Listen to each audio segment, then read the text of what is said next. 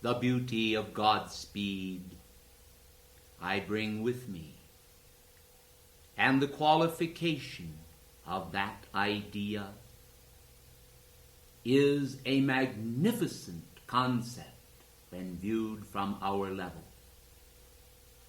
For we are concerned that the students should forsake the idea of the passage of time or of the occupation of space and think in terms of occupying qualities.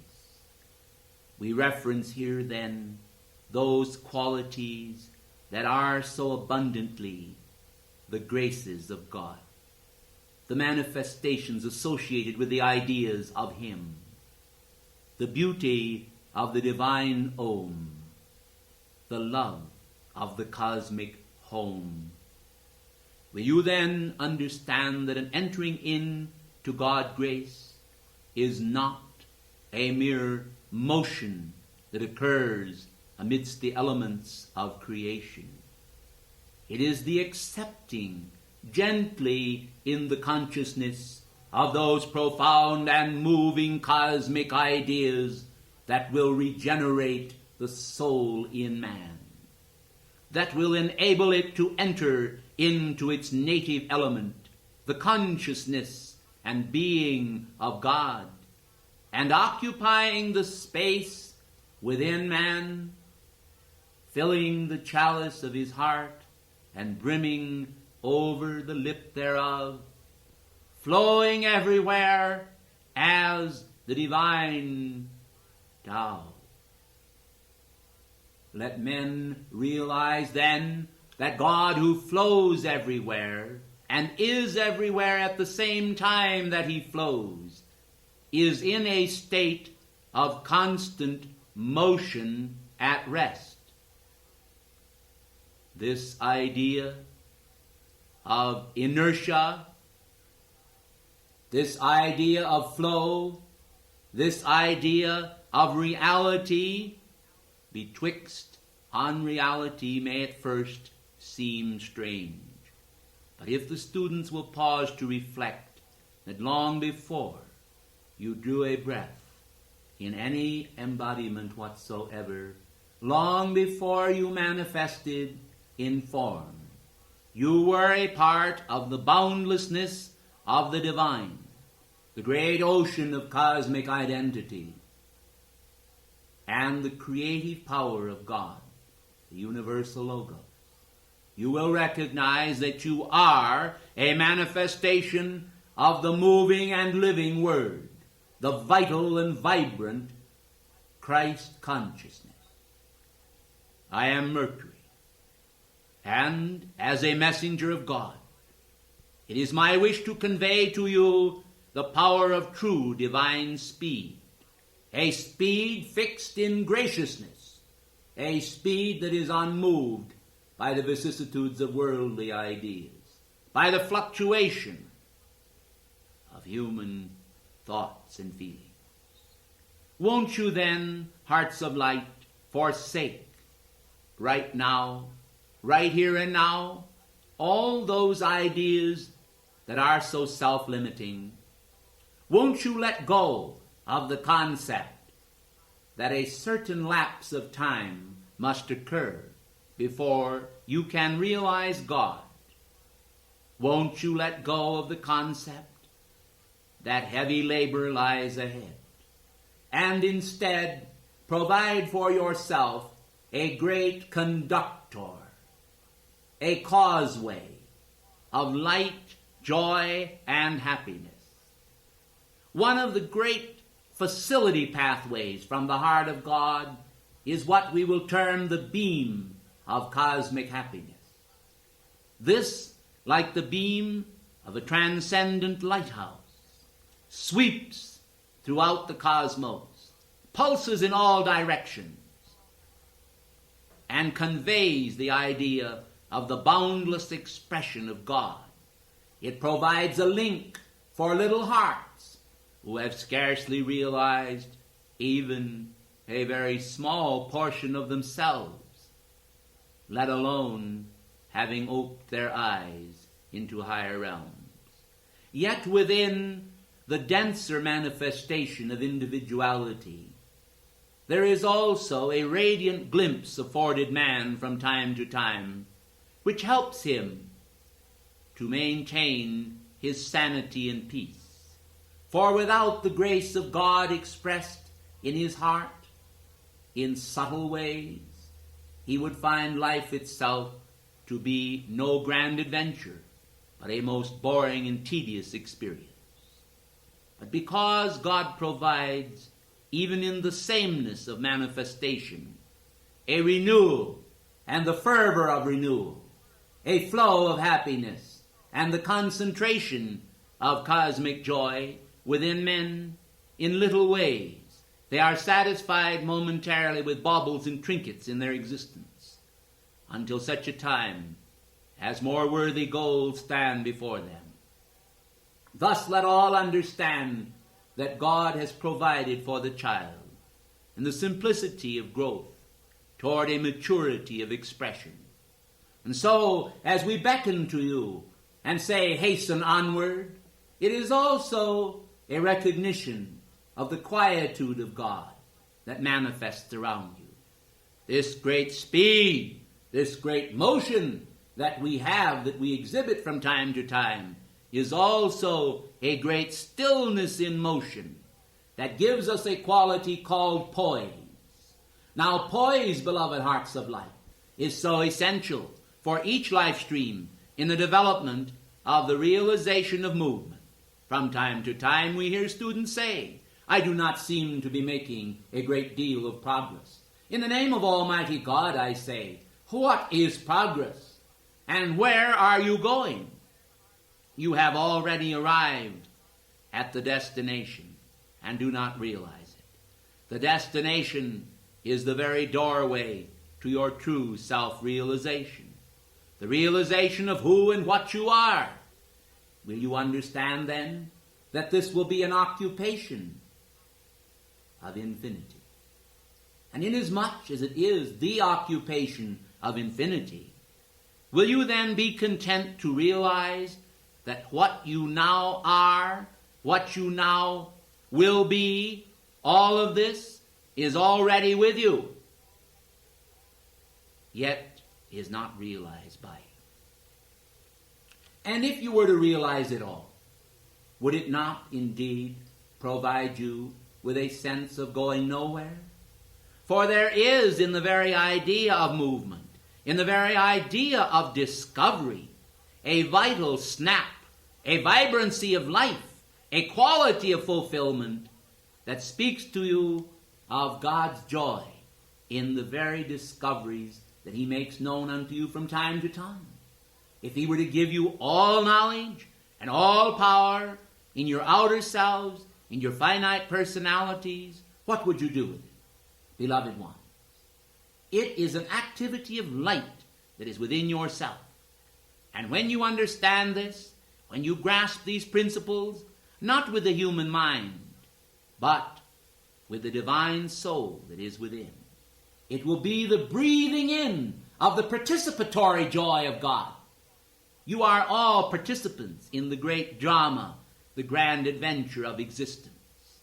And the movement that you experience through the Christ consciousness as flow is the realization of the infinite waves that probe themselves. God, as the infinite, is also God as finite expression, seeking to probe the infinite. Yet that which is finite will be changed in a moment, in the twinkling of an eye, into the infinite. And the joy bells will ring in your heart.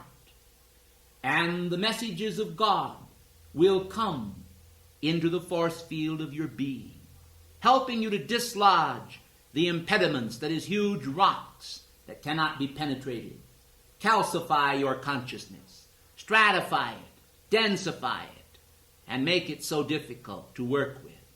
The angels of God who work with humanity would almost be frustrated if it were not for the great knowledge which they have of all these laws put into perfect context.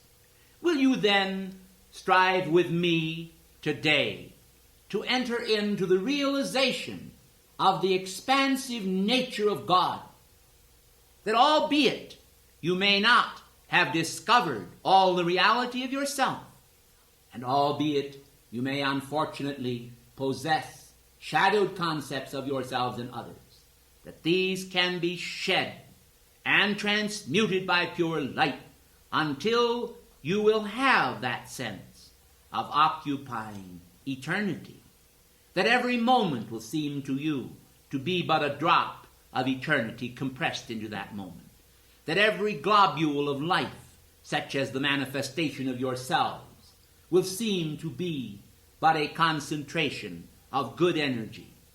Through the qualification of energy, and not through the sense of movement, man is able to receive the message of God, the message of his deliverance. Through the realization that man is a God-free being, through the power of the sacred fire, through the penetration of the consciousness of God into the force field of the human identity, that identity ultimately sheds its skin. And man, no longer heeding the serpent that whispers in himself the subtle meanderings of shadow and mortal intelligence, will finally discover the infinite intelligence permeating the pores of consciousness and beating that precious heart of light that he really is, with the pulsations of God ideals. No whimsy, but golden wonder then will flood the consciousness. And all will be delight, and all will be the radiance of the message of God spoken to each heart. God will manifest to the individual, and within he will say, I am the Lord thy God. This is the fiat of being. This is the fiat of seeing. This is the fiat of reality. This is the tie to the real in life that raises man upward. And thus he becomes, in essence, a winged messenger of God, speaking unto himself and saying, discover me, for I am the Lord thy God. You were made in his image. All of that beauty is resident there. It seeks to express. But what do you do? As tiny birds plucking at the earth in search of food, you are concerned with the mineral life, with the outer expression, with the thorns, and the essence of the rose, the sweet perfume of God that grows and glows within you. This is often overlooked. And men are concerned with many things. They are troubled, and their hearts are afraid. When God is near at hand, with those wings of the mind, such as he has fastened unto me. These wings of the mind exalt the mind. They lift it out of what you have termed, beloved ones, the doldrums of human thought and feeling. Only by changing the consciousness, which is the complexion of life, can you actually experience the gifts and graces God would bestow upon you. So long as the consciousness dwells at lower levels, so long as it mulls over old ideas and experiences, so long as the consciousness feels a sense of limitation, the individual then becomes tied to the lethargy of the rocks, the weights of human thought and feeling. But when individuals let go and recognize that it is the fire of the soul that purifies, that regenerates, that raises, that creates the sense of the election within, then will the will of man, tied to divine motives, move him forward in the way God would have him go. A way of delight where the effervescing of the cosmos from within the chalice of his heart flows outward as graciousness to all life everywhere, a beauty that flows, a beauty that glows and vibrates and keeps the mind steady, penetrating as a giant blowtorch, all the density of substance, and burning away the brush, the briars, the weeds, and even the soot from the very vision of man. It provides a magnificent view through the trackless air. Man sees then, glowing around him in this cosmically glowing bubble of infinite perception and reality, that he is all of that and more, that he is potential yet undreamed of, even by what men have termed God. That this potential itself, reaching out to produce the miracle of the golden age upon the earth, seeks to produce it everywhere. A world of sheer delight, of color and movement. A world of beauty and apprehension, but most of all, a world of becoming the nature of God. For when that is discovered and become, then all things are fulfilled, and the transcendent nature of God becomes the transcendent nature of man. Man becomes the transcendent nature of God. Man reaches out to become God and share in the ritual and joy of becoming. And all darkness is cast down, and all hatred, and all despair, and all deceit. For of what need is deceit in a world of cosmic honesty, when the glowing thoughts of God's heart convey the immortal birthright to man? Of what need is hatred, where love abounds and expresses its abundance for each manifestation? Of what need is jealousy, when all are offered the garments of the Lord? Are there any higher? Are there any more wearable?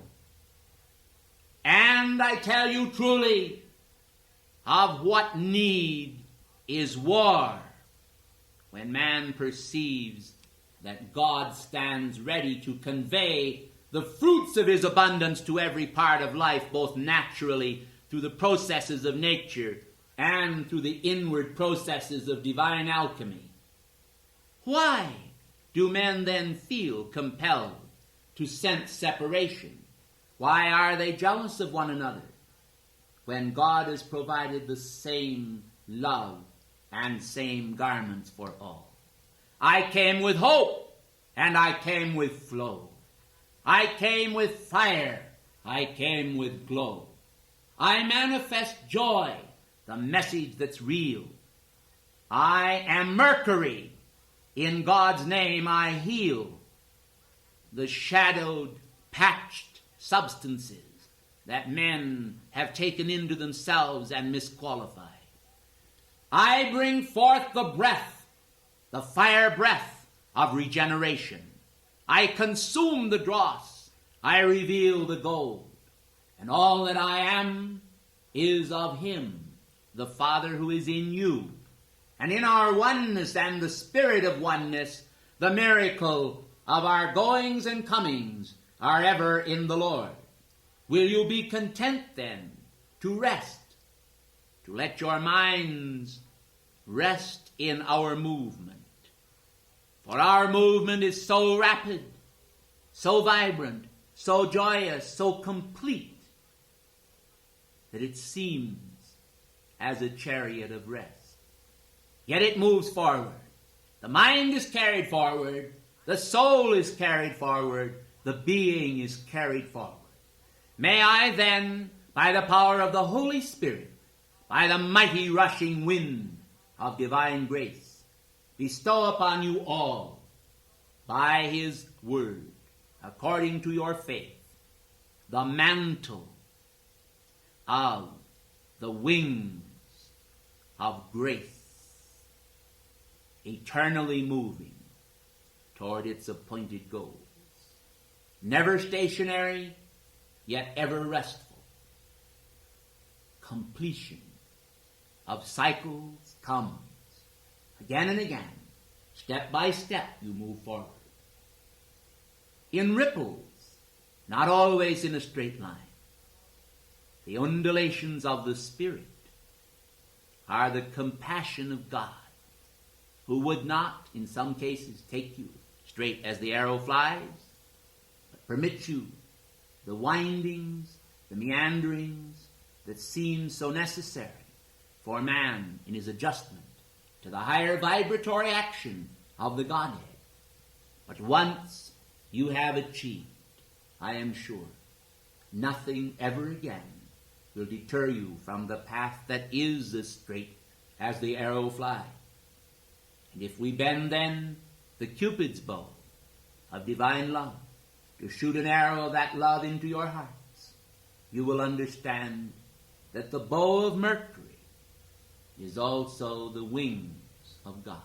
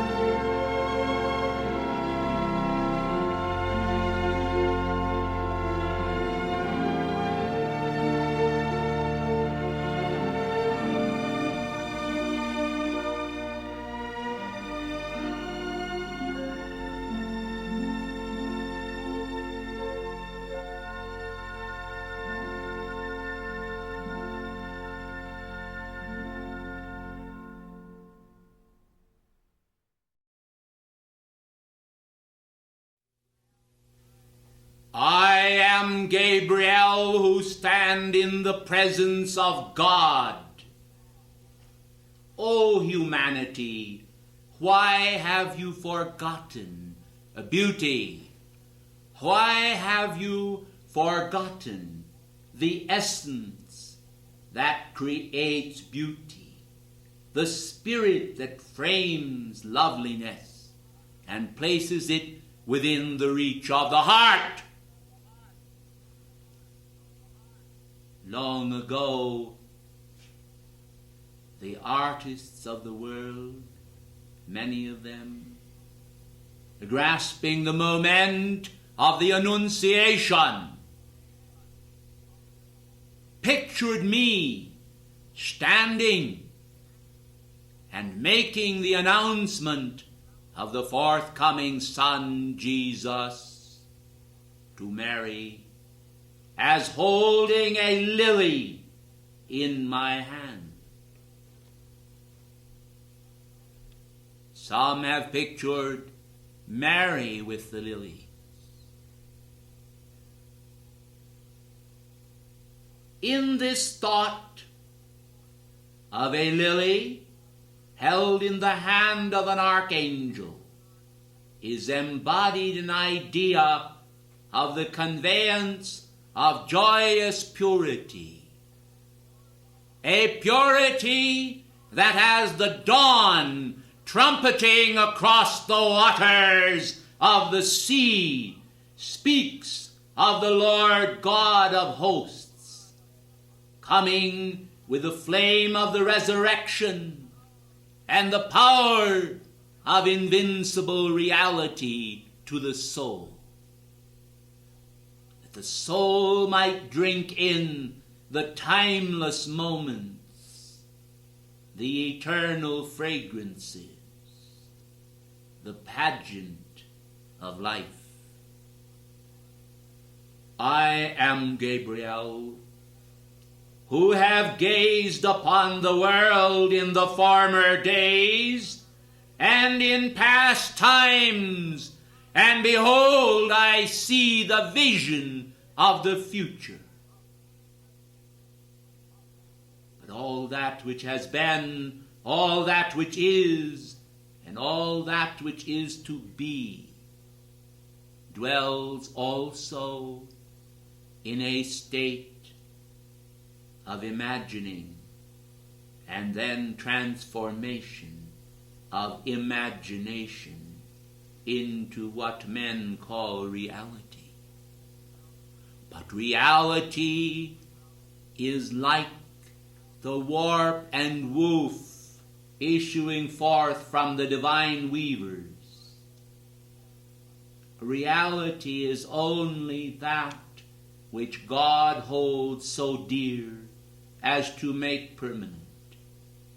And as you examine the ephemeral, transitory movement in the world order, ask yourself what in the world you would preserve, why you would preserve it, and if you believe that universal man would approve of it as timeless, eternal, all-loving, all-wise, conveying the boon of permanent happiness to all men. Does it meet the requirements of this use? Then it is reflective of the purity of God ideas.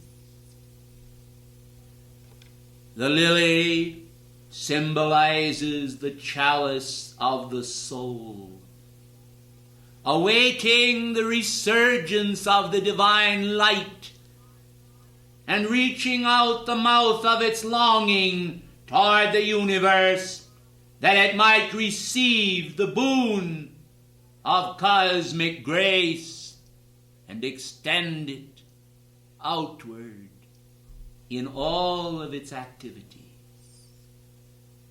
An external offering from an internal source, an internal creativity, an internal imagining, an imagining born from the mind of God by divine wings and divine winds, upon a mystic sea, while billowing sails convey this precious cargo to the mind. The trade winds of exchange are also present, and men understand that they will trade their ignorance for divine wisdom, that they will trade their temporal states for infinite power, that they will trade their vision of human loves for divine love and see the stepping stones on the way. For love is ever, even in its more imperfect forms, more to be desired than the tirades of venom and the darkness of human hatred. And so when I came to announce unto Mary, "Hail Mary, full of grace, the Lord is with thee, and with thy spirit. Blessed art thou amongst women, and blessed is the fruit of thy womb, Jesus." It was the perpetuation of the thought of God for every human son made in the divine image. It was the offering of the fruits of the firstborn to a precious virgin soul who resembled a lily waiting to receive the crystal drops of life from the hand of God. And so I speak of the resurrection spirit, and I speak of the chalice of hope, and I speak of the chalice of purity, and I speak of the living memorials implanted as seed foci in men. I speak of the pinions of the mind that bear men upward into exaltation. And I speak of recovery from man's journey into the desolate, blackened forests where the flames of God have burned only to consume and not to purify.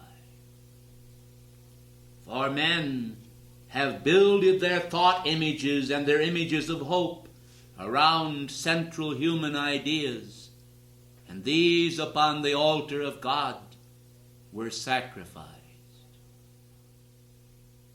But the sacred fire element is the basic, eternal, ever outflowing movement of life from its inward coils into outer expression.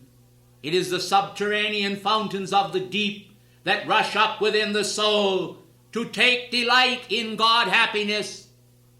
And when men, bereft of reality, turn at times outwardly toward beauty in nature, there is sometimes a rekindling, a surge of momentary hope as they see the fragmentary glory of God in the mist, in the transient movement of the wind upon the flowers, upon the calyx,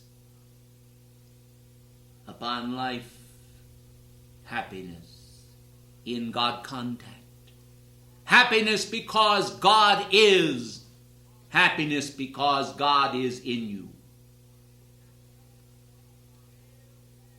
Hail then, humanity, for the noble second coming of the Christ knocks at the door of your heart and being. That holy gift which shall be born of thee shall be called the Son of God. The readiness of this gift outpouring now in my annunciation to the world and to the virgin consciousness of every man who retains it in hope even after he has temporarily lost it in his outer senses, is still alive and vibrant, formulating a memory of the former days when the spirit that is in man danced in the atmosphere of holy cosmos in the complete knowledge that all things glow with the fires of eternal purpose and creativity.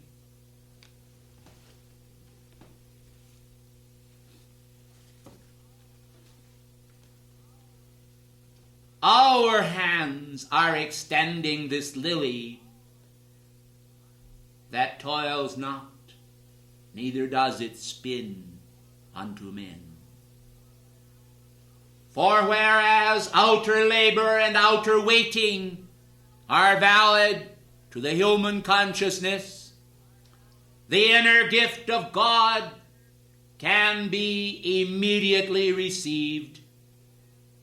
The immediacy of the reception is related to the immediacy of the response. Man must respond wholeheartedly, as Mary did to the divine impregnation. The idea of God having planted a seed in the womb of the Virgin, subsequently brought forth to manifest Christ's manhood to the ages, is also the life pattern of every man, for it is a drama of the ages, rekindling to each son and daughter the realization of their own personal annunciation toward purity, the annunciation toward God hope. For the divine seed is implanted in you when you truly hear my annunciation.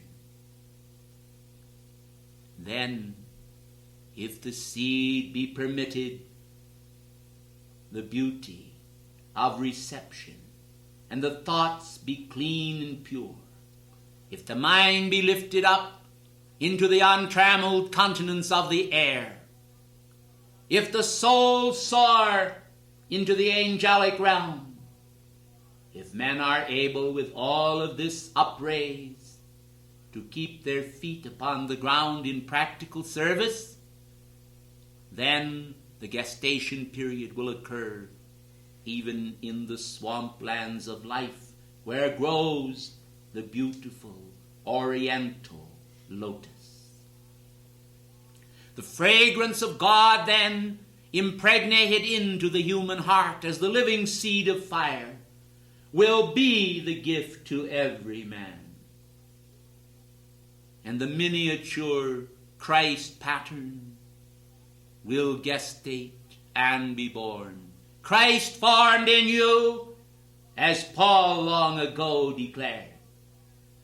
And the conspiracy of heaven to bestow its grace upon the earth will produce the miracle of angelic music in the world, in the mind, in the spirit, in the soul, born out of the stillness of the divine mind.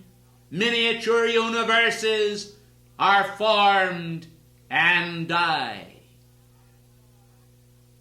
For the patterns of outer expression are themselves changing and changeable, but the inner patterns of the soul, of the Christic identification with the living Christ, these are valid and eternal. In them the lily of life becomes manifest, a chalice of hope, a chalice of consecration, a chalice of divine energy, a radiance that will shake the world, a sea moving resistlessly and restlessly over all substance, and creating for the planetary logos the mystic union with the God intent that will produce the golden age, the formless form, the formlessness, the spirit that moves toward the form, and from the form to spirit. The spirit that holds communion with its highest potential, the spirit that holds communion with the little child whose hands and lisping voice speaks and cries out for help. Humanity is that little child, regardless of all of their sophistication. And I, Gabriel, declare it unto you. And the awful juggernaut of world karma stands the sword of Damocles over the head of the world. And today they are once again thrusting the senseless guidance of mortal men into the realm of world dimension once again.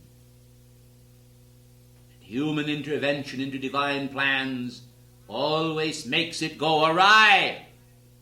And so I come in the name of your I Am presence to say, hold for yourself and all humanity the intense purity of divine purpose. Be not sullied by the thoughts of others in the world. Be not disturbed or affrighted by the darkened shapes and spirits of things to come, wreaking their vengeance upon mankind. For I see the Son of God in you, born in you and living in you, as enveloping you with his presence. I see the Son of God in you, crowned victorious. I see to the world a flag unfurled, and on it written by the hand of Saint Germain these words, emancipation. So freedom from fear, from ignorance, from cruelty, from oppression, from tyranny, from war, from destruction, from egoism, from all things that tear the world apart, is the forte of the golden age. When will you start? When will you continue? When will you rend the senseless shroud that men have wrapped around you as a smothering cloth of the ages? Human weakness, human fear, human vices, human despair. All of this shall go, and men shall know that I am is the word, that I am is the sword, that I am is divine love, that being is mastery, when unleashed upon the world, when free to do the bidding of heaven. And now as I behold myriad flowers in the gardens of the world, I say to the angels of my band, pour out today the distillation of the essence of heaven in these flowers. Let these floral offerings be a sweet sense of communion, substituting for men and women who in their own complacency and self-concerns have turned their back upon the power of reality. Quicken them, awaken them, move for them, ye seemingly almost inanimate objects. Live and be, and pour forth your fragrance into space, until humanity, grasping that they were made a little lower than the angels, are crowned with more glory in opportunity to be all that God envisions them to be. I am Gabriel, who stand in the presence of God, and the trumpet has sounded, and the seal has been broken, and life issues forth her mandate. Will ye hear and assist? Will ye come and confess? Will you be a manifestation of the only begotten Son? In the name of purity, the purity of his radiance, I say, manifest the joy of God delight. Let it sweep over the hills and valleys. Let it inundate human hearts. Let it bathe the world in the fires of regeneration. Let it start a conflagration that shall produce the miracle of the ages as the fiery fingers of God, destructing in the world order those discordant manifestations, creates now a resurrection of flowers of regeneration everywhere, most of all in the human heart and mind. May the peace of God's purity resurrect in you the flame of that purity until you are one with me in the regeneration of the free. I thank you.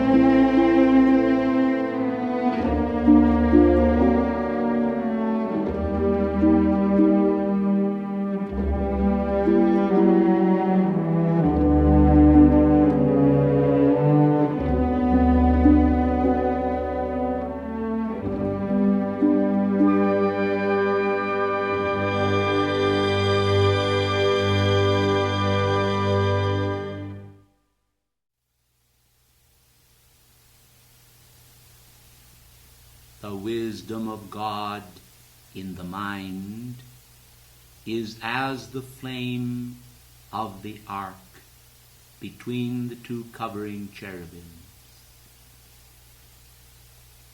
It is a great flow penetrating through all substance, all shadow, all ideas that are controversy against the presence of God. For the presence of God designs for man happiness, purity, clarity, the far-seeing vision that enables man to be happy where he is, to develop those concepts in mind and heart that will enable him to control both mind and feeling according to the heavenly pattern. And this wondrous pattern of beauty is present in the God presence of every man, in the stream of the white fire radiance down into the chalice of his heart, and should then flow outward into manifestation through his life. The great God design, the great God pattern, is the reality of the Father intending to manifest to every man.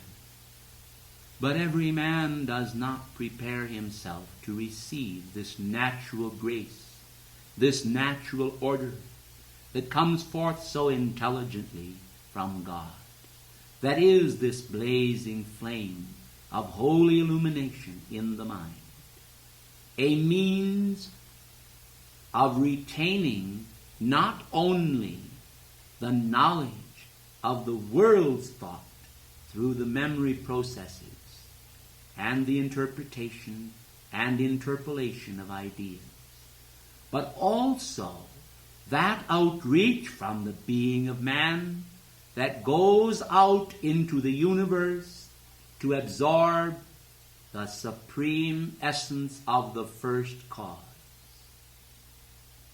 The first cause you may well envision as love. For God is love, and his love manifests readily in nature and natural pattern, in the secure intricacy even of the physical body, with the interlocking apparatus of the mind. In all things grace abounds, and grace is the complete penetration of substance by the Spirit of life. For wherever there is a dam created that opaques or blocks the flow, there problems occur. Did you ever stop to think, beloved ones, of your life as a series of compartments without end? Did you ever stop to think then that each compartment would require nourishment? That the flow of the light from the center to the farthest compartment of this infinite range would require the outflow of God's light and God's energy. Whenever there is then an opaquing object, a blocking, a trapping of that energy in unusual amounts in one specific cell pocket of identity, right then and there the seeds of trouble begin for a life stream. The indomitable flow of God energy as it goes out is self-cleansing to the whole identity of being. I plead with you then, as a father would plead with his children, to cease to opaque the beautiful energy of God.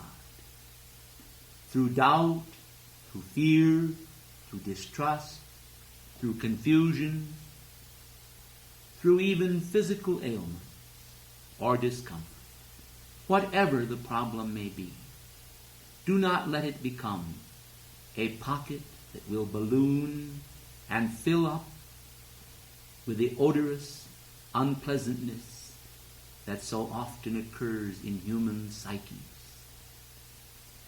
We desire then to achieve liberation for everyone through the holy wisdom of this flame, the flame of the mind of God, the flame of his ideas that light the world. His ideas light the world, and in their floral offerings, with many tones, shapes, and colors, they please the eye and the senses. Even coarse men are won over by flowers. But we are speaking of the penetration of the light of wisdom, which objectifies at various points in space as diverse manifestations.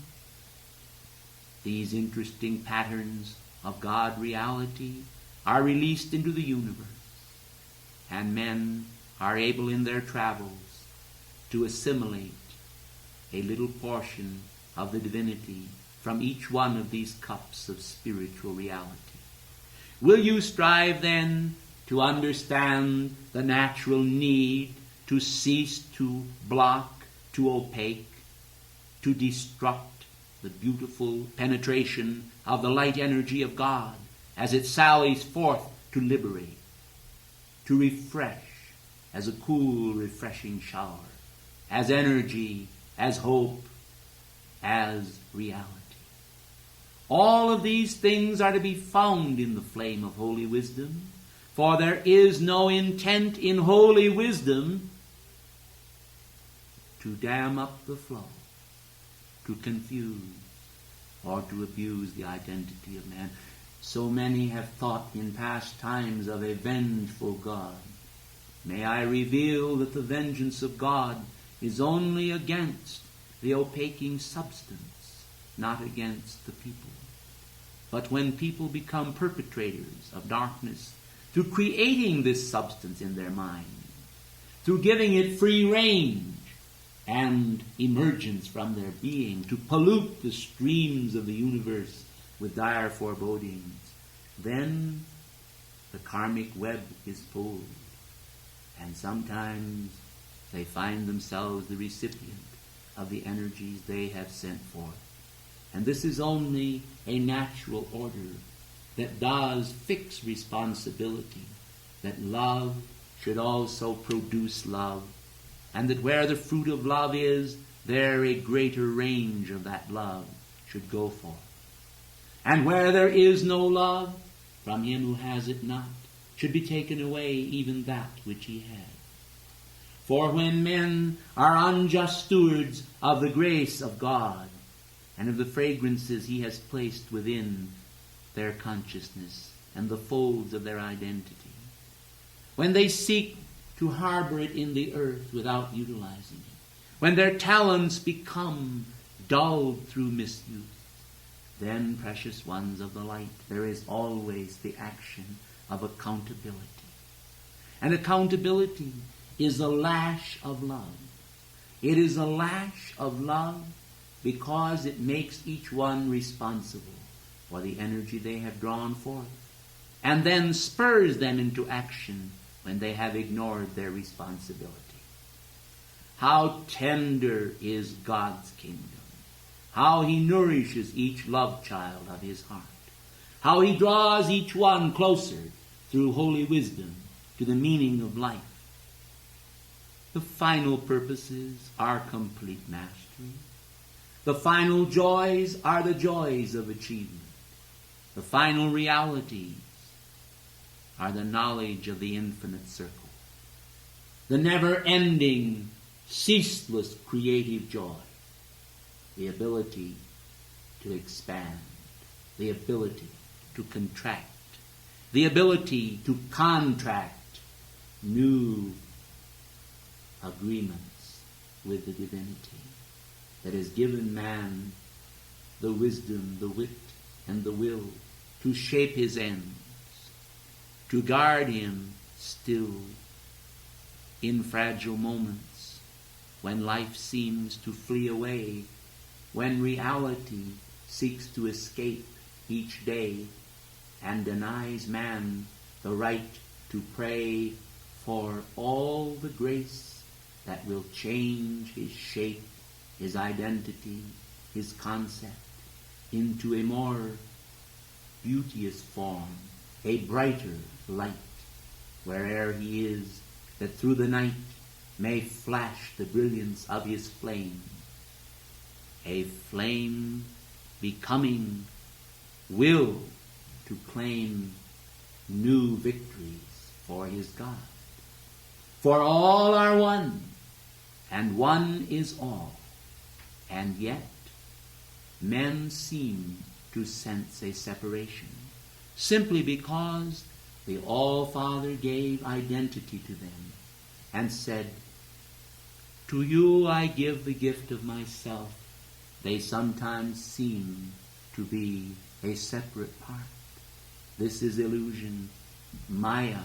It was all of that from the start, for God could never permit his children to be separate from himself. And all in the universe is one.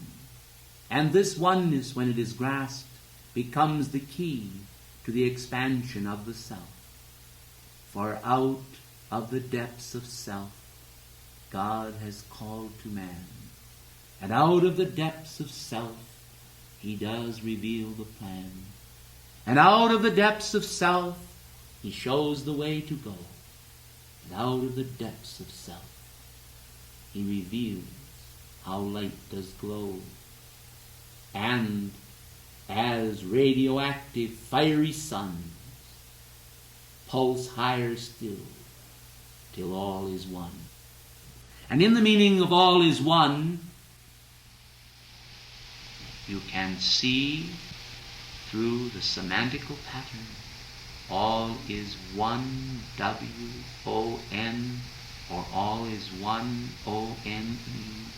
For these are both in the similitude of God. For the victory of obtaining the one is the victory of winning. Will you then understand with me that words and word patterns, ideas of self and selfhood, ideas of God and the separation of God from the creation, all of this is illusion. And when man's confusion about illusion is gone, and he suddenly turns to the center of his heart, and speaking to the God within, saith, I and my Father are one, then the little spark of identity, expanding as a fire sun, reaches out its pulsations. It becomes a pulsar. It pulses out into the universe. And it flows free and returns at last to its fiery destiny within itself. And there within the self, man is content to reign, to rule, to expand, to know, and to understand. Holy wisdom's flame on cherubic altar, blaze and glow. Let no man falter. Let all know that I am God. Be still and know, O souls abroad, scattered everywhere by fiery rod. Understand the meaning of thy life. Return to God.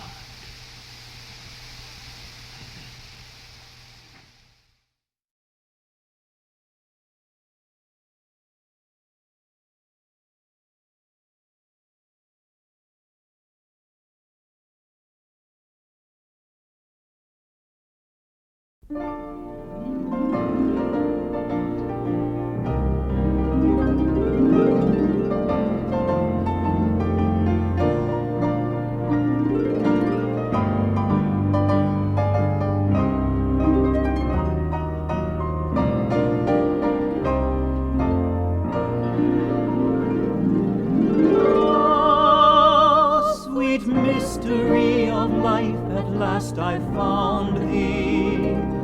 Ah, I know at last the secret of it all.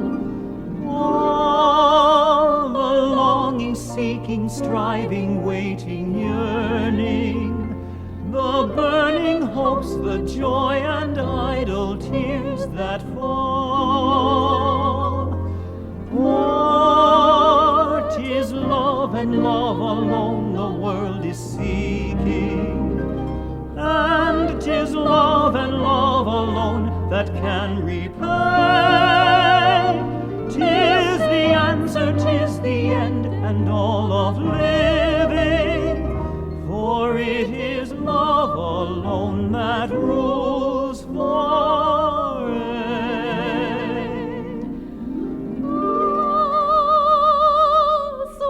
Mystery of life, at last I found thee. I know at last the secret of it all. Oh, the longing, Seeking, striving, waiting, yearning, the burning hopes, the joy and idle tears that fall. For 'tis love and love alone the world is seeking, and 'tis love and love alone that can repay. 'Tis the answer, 'tis the end, and all of living, for it is love alone that rules forever.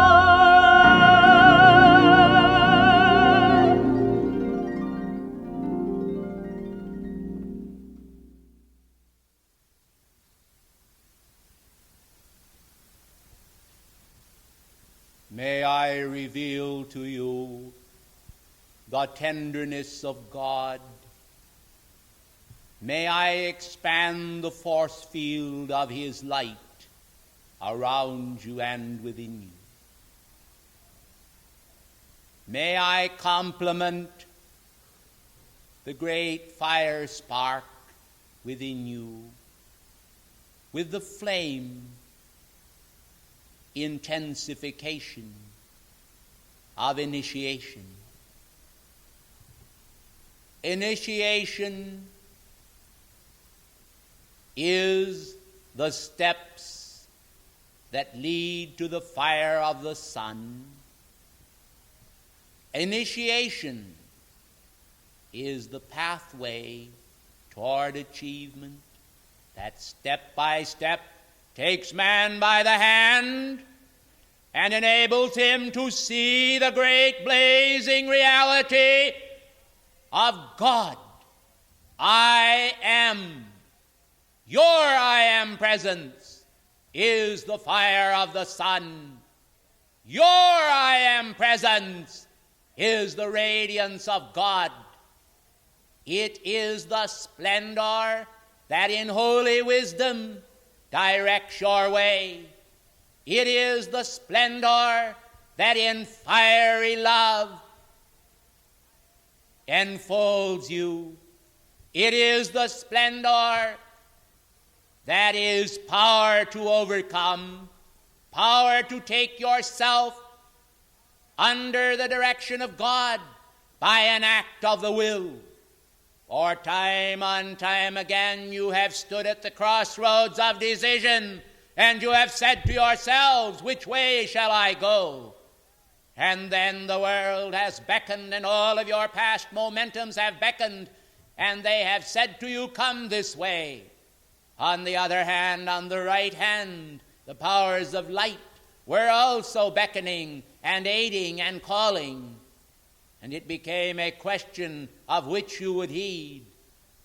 And sometimes the mists have enclosed the great dazzling power of your own reality until you could not see or hear or feel the power of God of reality. For all of the loud, strident voices of the world and of past choices you had made, these became the dominant theme in your world. Go this way, they said, and so you moved toward the left-hand path of discord and jangle, of entanglement in the skeins of karmic rule, and you became temporarily, in your own eyes, a fool. But God has said, hearken ye unto me, all ye who live, that ye may live. Hearken ye unto me, all ye that live, that ye may live.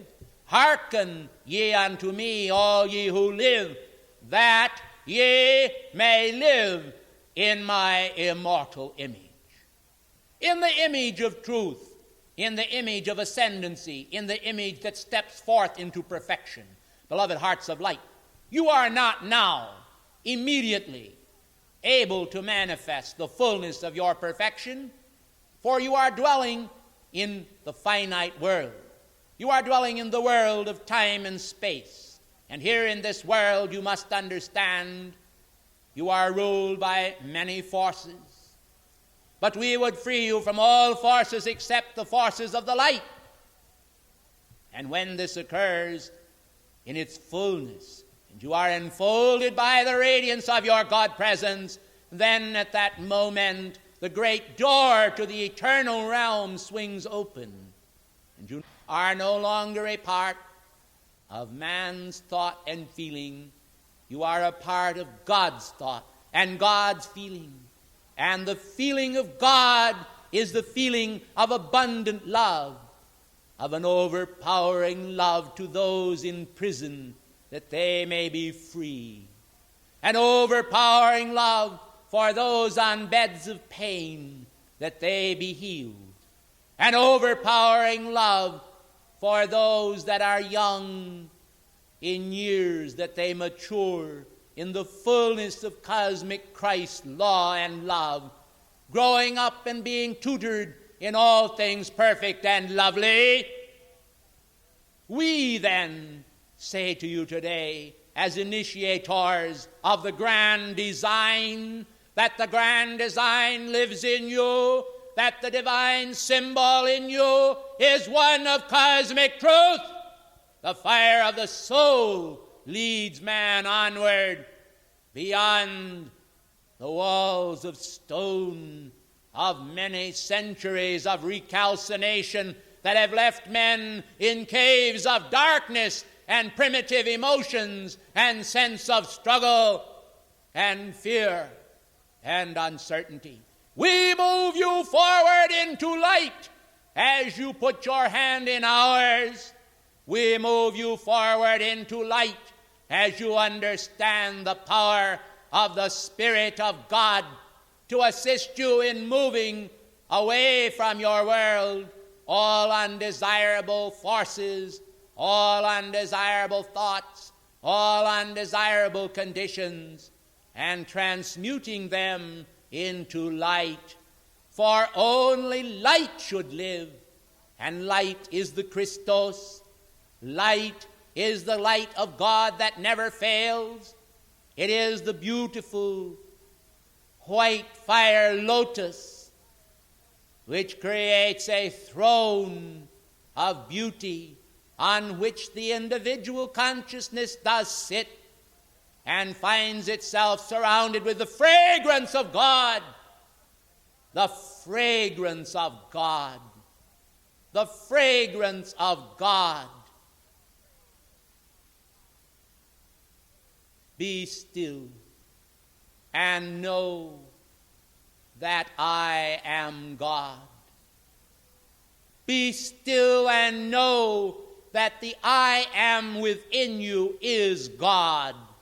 Exercise with me now in a spiritual exercise. Consider your I am presence above you in space. Consider your I am presence. Behold its face, the face of God, the face of divine reality, the face of your strength, the face of your inward being. Identify now then no longer with the changing physical consciousness. For this moment in initiation inwardly, be the God presence. You are the God presence. As Archangel Michael said, you give me your doubts, and I will give you my faith. So now say to your presence, I give you my imperfection, and you give me your perfection. Then feel the cascade of that power as it descends around you, and know that that moment should be remembered forever, for it is the moment where, according to your capacity, you step out of the physical sense consciousness, out of the self-consciousness, out of the cocoon of ignorance you have builded in ignorance around yourself, and out of limitation into limitless light and perfection. When you learn to do this once, you should understand you can learn to duplicate it. And when you learn to do it again and again, you will find yourself able to master your world and know the power of freedom that is within. This power of freedom that is within you as an individual is the solitary key to being that all should have, that all should know, that all should feel. This solitary key to being is your own. It is your unique splendor, your unique grace, the grace of God that belongs to you because it was given to you from the beginning. Elmorius said long ago, from the beginning we were winning. And thus we convey to you the God mastery of life that shows to you that you are the perfection of your presence, that nothing else can take dominion in your world. When that becomes fixed in consciousness to such a degree and level that no outer condition is able to take dominion over it, then you see each step of the way becomes God-guided. Each step of the way becomes God-guided because you are able to exercise the prerogative of being what God made you in the beginning. And thus the strength that wins from the beginning is yours now, and sin and sinning is no longer that to which you bow. For in ignorance men have bowed to sin and the strain of sin that it has put upon the soul. We come then today to yield all of this to the fires of divine love. We come to yield ourselves to his grace, that step by step we may climb those golden stairs of celestial radiance, not only upon our prayers, but upon all of our doings. For man's doings must become God's doings. It is the Father in me that doeth the work, must be conveyed to all, and out of the splendor of that design, the ashes must fall from the cloak, and man must see himself arrayed in shining garments, each one more splendid than the one before, until as you step up this stairway of cosmic radiance, you understand that it is God that walks in you, that it is God that talks in you, that it is God that lives in you, and that all of the canopies of reality that he has sought to convey to you through the years as he has offered them to you like floral tributes are themselves little steps leading to him, each one leading you higher, each one inspiring you to greater love, until at last the world will come to know that love and God are synonymous. Each human being will come to know that their own I am presence and God are unanimous.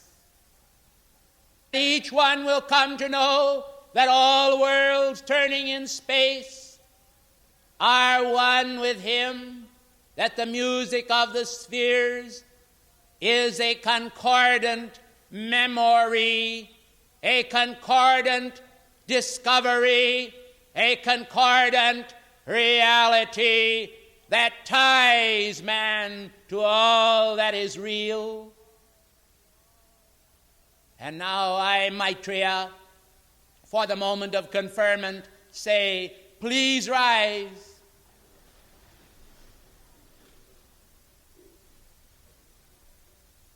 May the angels of God refresh your souls.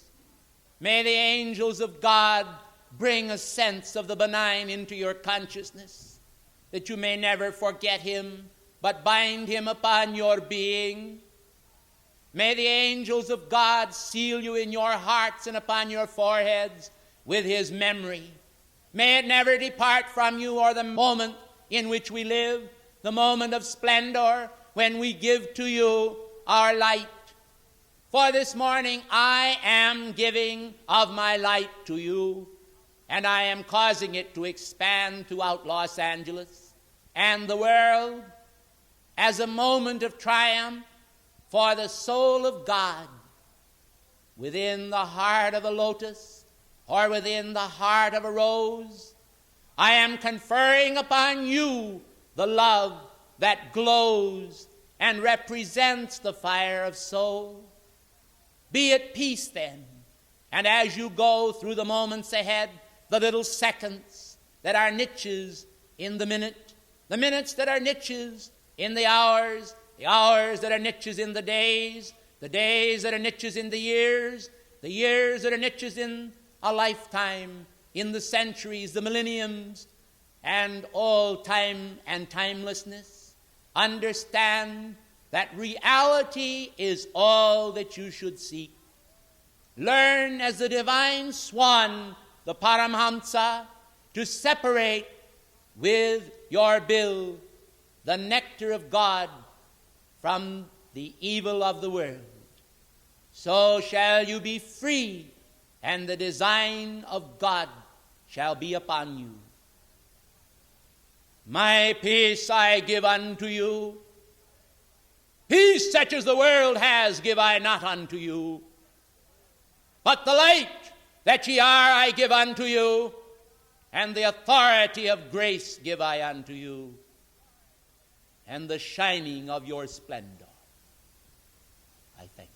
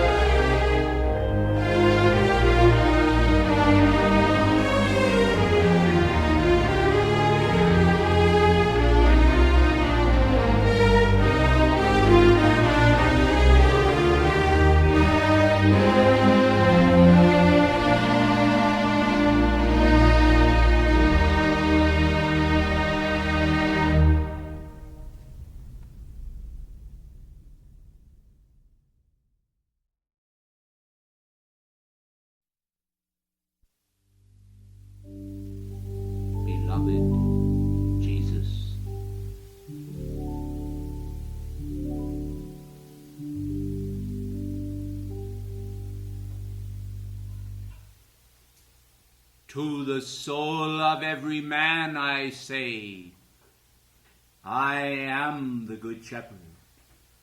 I call with the power of the Father of lights and love to evoke a response in the heart of everyone, to return home in consciousness and away from the thraldom of the senses into the acceptance of the beauty of our realm. For our realm is more redundant than the world around, and all the beauties of nature enjoyed by the eye are as nothing. They are pallid before the fragrant, magnificent, four-dimensional, three-dimensional beauty combined in the viewing from the higher levels. We urge then upon humanity the realization that He who has framed all things, who has set the stars in their appointed places, has also magnetized in the infinite cosmic, in the light that never fails, a splendid realm where all can rejoice in the natural unfoldment of the mind of God within themselves. The mind of God within yourself becomes then an outreach into spiritual realms where you are able to behold the face of reality. And then by contrast, all else seems pallid indeed. Now we come with the delight of the 7 color rays, the rainbow magnificence, which we desire to see formed within you, composing the pure white light, subdivided prismatically to manifest the whole array of infinite beauty in the pastel, vital, living radiance of the infinite mind of God. All of this is revered and revealed in the higher octaves. And all of the darkness of the world and the thoughts of fear that men have as they ponder their own being is removed in the sense of immortal life. Is it any wonder then that long ago on Golgotha's hill I cried out as I beheld a receding of the God consciousness momentarily from me, as I offered myself unto God and sensed His receipt of all my energies and being. It seemed as though He had forsaken me. And I cried out, my God, why hast thou forsaken me? For reason fled. But once the true mind of God with the vital lightning flashes of its infinite love comes forth into the consciousness, then at that vital and transcendent moment, life comes forth again, the returning flush and glow of life, vitalizing the pores, renewing the old covenants of the cells with God in the permanence and vitality of eternal youth. Then the mind becomes a chalice, not a sordid holder of morbid thoughts. The mind becomes a chalice of pure gold, each cell-like cup, as floral offering, holds within it as distilled perfume of immortal life the wisdom of God, the wisdom to view and to see life as he intended it to be. There is no horror in God, no morbidity, no sense of fear, no idea or concept of doubt, only the ever-flowing effulgence of the light. The light lives, and man's life lives in the light. There is a marriage of the light with life, and life with light. And in this spiritual union, the fiat of oneness is accomplished, and men are no longer as individual cells in the body of God. They understand that through submission unto the beauty of his will, they are being formed according to the Christic response. The majesty of the Christ consciousness descending upon them in ever-increasing cadences of joy wipes away all tears from their eyes, from their consciousness. Dismay and a sense of darkness has flown, and in its place we see the light seated as upon a throne. Beauty, purity, and power, glowing firmament of power, regeneration, raising all to him. For I, who called him Father, also say unto you, that when the tone comes to your own lips, when it is so delicately and majestically formed, when the heartbeat of his love is heard within the corridors of being, and you sense that presence of the Spirit flowing, the all-knowing radiance of himself into yourself, the self of selves, then you may say, Father, and receive his love. This is your own God presence. This is your own God gift. This is your own ever-raised and ever-raising life. This is the sense of perfect beauty that as a fiery spark of immortality shatters the darkness of matter and gleams through the grail as the penetrating radiance of immortal life. Time will come when, not in Jerusalem or in this holy mount, but everywhere, men will worship God. For God is a spirit, and they that worship him must worship him in spirit and in truth. The Spirit is the wind that bloweth where it listeth, and every one that is born of the Spirit is moved by the divine wind. And when the soul is moved, the soul's response is progress. The soul's response is progress out of the depth of human despair, out of the depth of human anguish, out of the depth of human fear, into the clear air, the shining sunlight, the holy prayer, descending like a waterfall of splendid electronic life essence upon the soul with nourishment, with the food of love, that the little soul may grow and come to know his love. Hear then the voice of cosmic sanctity within yourself.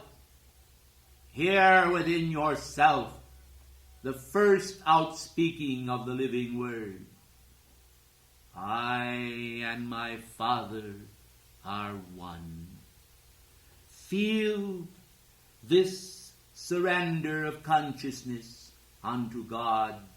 Feel this gentle surrender of consciousness of where he that is in you, that is greater than he that is in the world, speaks and claims the very substance of yourself for the Father of lights, that ye may be a light, that he may bestow upon you his flame, his substance, his energy, his consecration, his plan, his life plan, his desiring, the joy of his desiring, to see you free from all dominion and all shadow and all pain, and even free from a sense of condemnation against others.